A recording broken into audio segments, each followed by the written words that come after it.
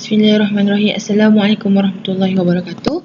Nama saya Siti Nadatul Husna binti Ibrahim di 193-11955.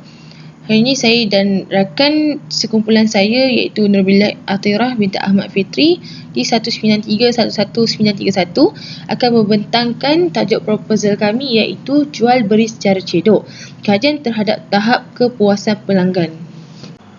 Sebelum saya menerangkan tajuk saya iaitu jual beli cedok, saya akan menerangkan terlebih dahulu tentang kaedah jual beli yang berkaitan iaitu jual beli yang mempunyai unsur gharar. Dalam niti arus perdana globalisasi hari ini, tanpa kita sedari, jual beli yang berunsurkan gharar semakin berleluasa di kalangan masyarakat. Gharar ialah ketidakpastian dan ianya termasuk dalam kategori perjudian. Jual beli yang mempunyai unsur gharar ialah urusan yang batil kerana pada dasarnya ia seperti memakan harta orang lain. Dalam erti kata lain, ianya tidak terbuka dan cenderung kepada merugikan sebelah pihak sahaja. Contoh bagi gharar ialah membeli barang yang belum ada, jual beli barang yang tidak jelas sifatnya dan jual beli tanpa kejelasan harga. Kaedah jual beli cedok ni juga dikaitkan dengan kewujudan unsur gharar di dalam pelaksanaannya. Jika diperlihatkan dengan lebih terperinci, unsur gharar ni boleh diselitkan di mana-mana kaedah penjualan sehingga pelanggan tidak mengedari bahawa kaedah pembelian yang mereka gunakan itu terdapat unsur gharar. Baiklah, seterusnya saya akan menerangkan tentang latar belakang. Jual beli secara cedok menjadi kaedah baru yang diamalkan oleh penjual di media sosial. Platform utama bagi jual beli ini ialah di aplikasi TikTok. Jual beli ini akan dilakukan secara atas talian.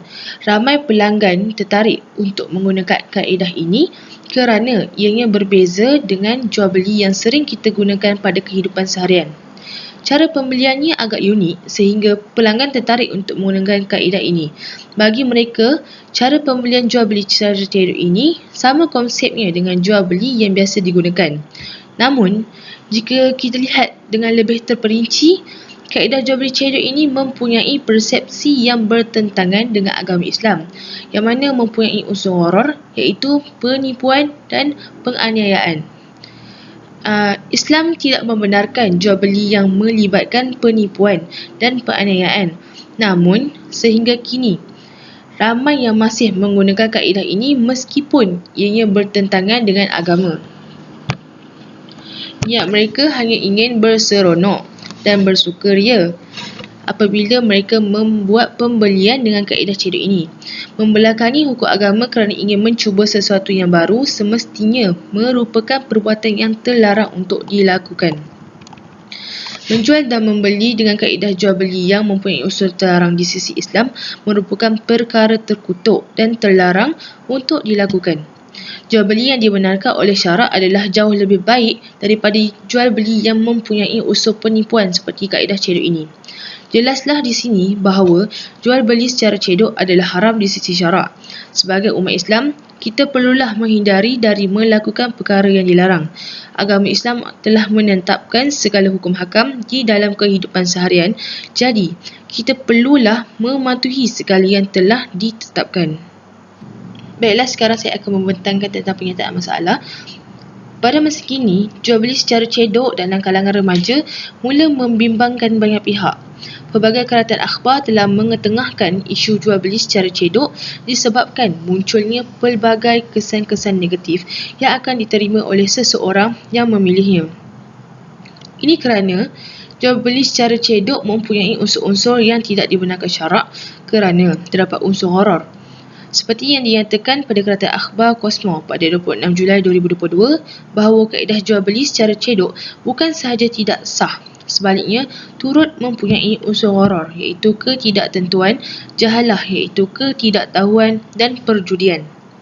Walaupun kenyataan ini sudah dikemukakan di ada-ada akhbar, namun masih ramai yang memilih kaedah jual beli cedok ini. Antara golongan yang dikenal pasti mengikut jual beli cedok ini adalah dari golongan remaja. Hasil dapatan kajian yang lepas telah mendapati bahawa jual beli yang mempunyai unsur gharar ini masih diguna pakai sehingga ke hari ini dan mendapat sambutan hangat dari pembeli dari sekitar umur 16 sehingga 30 tahun. Implikasinya, situasi ini menimbulkan persoalan bahawa berapa peratuskah tahap kepuasan pelanggan terhadap kaedah jual beli cedok ini. Objektif kajian ini adalah untuk mengenal pasti tahap kepuasan pelanggan terhadap kaedah jual beli cedok ini. Persoalannya, berapa peratuskah tahap kepuasan pelanggan terhadap kaedah jual beli cedok? Assalamualaikum warahmatullahi wabarakatuh. Nama saya Nurbillah Tira binti Amal Fikri. Hari ini saya akan membentangkan tentang sorotan kajian. Pada bahagian ini, pekaji akan mengkaji tentang kajian lepas tentang tajuk yang berkaitan dengan gharar. Bahagian ini sangat penting kerana ianya merupakan bab yang mempunyai banyak maklumat penting yang berkaitan dengan tajuk yang sedang dikaji. Hal ini kerana jual beli cedok berkait rapat dengan tajuk gharar. Selain daripada itu, jual beli yang mempunyai unsur penipuan dilakukan di atas talian. Pengkaji bagi kajian ini juga turut menyediakan kajian lepas tentang jual beli atas talian yang akan ke arah kepada penipuan. Semua sorotan kajian yang akan dinyatakan mempunyai kaitan yang rapat dengan tajuk yang sedang dikaji. Maklumat daripada kajian lepas dapat menjadi bahan penting dalam kajian ini, bukan sahaja menyokong tetapi bagi mencapai objektif utamanya apabila kajian selesai dilaksanakan. Faktor harga. Berdasarkan kajian yang dilaksanakan oleh Ahmad Zurrahman 2019 yang bertajuk jual beli secara atas talian, beliau mengatakan pembeli lebih tertarik dengan harga tawaran yang murah kerana bagi mereka ianya merupakan tawaran yang tidak patut dilepaskan. Objektif bagi kajian ini ialah mengkaji faktor pelanggan lebih memilih pembelian di atas talian. Kajian ini menggunakan kaedah kualitatif iaitu kaedah pemerhatian. Kajian ini membuktikan bahawa ramai pembeli akan memilih harga barangan yang lebih murah kerana bagi mereka ianya lebih berpatutan dan menjimatkan perbelanjaan. Hal ini menunjukkan harga jualan yang lebih murah daripada pasaran merupakan salah satu taktik yang akan menarik perhatian pembeli untuk membeli. Kedua, minimum pengetahuan agama. Selain daripada itu, dalam kajian faktor-faktor terjadinya jual beli gharar, penulisan Yoshi Kumitasari 2021 menerangkan bahawa faktor minimum pengetahuan agama juga merupakan punca mengapa ramai memilih kaedah yang berunsur gharar berbanding daripada kaedah jual beli yang sah di sisi Islam.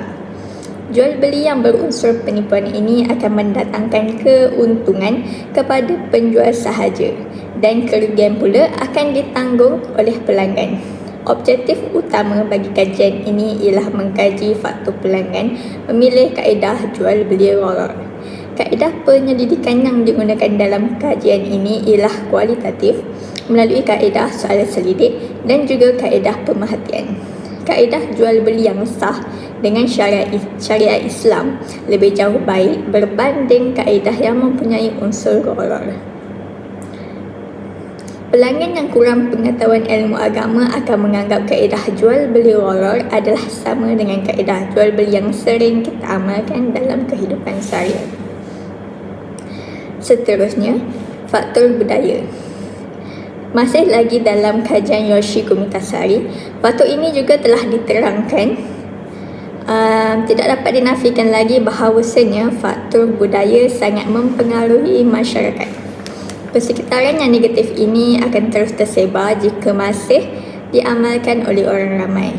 Bagi mereka, sesuatu benda yang baru dan unik itu perlu dicuba sehingga mereka membelakangi hukum hakam agama. Faktor mengikut budaya atau trend ini sangat bahaya kerana mereka akan mencuba apa sahaja perkara yang baru diperkenalkan tanpa memikirkan akibat yang akan diperolehi mereka pada akhir kelak. Seterusnya, bentuk kaedah gharar. Selain daripada itu, kajian yang dikaji oleh Hamzah Mukhtar 2017 bertajuk Muamalah Terlarang Gharar turut memperjelaskan lagi bagaimana hendak mengenal pasti terdapatnya kaedah gharar dalam sesuatu urusan jual beli. Gharar ialah suatu proses jual beli yang barangnya belum atau tidak ada.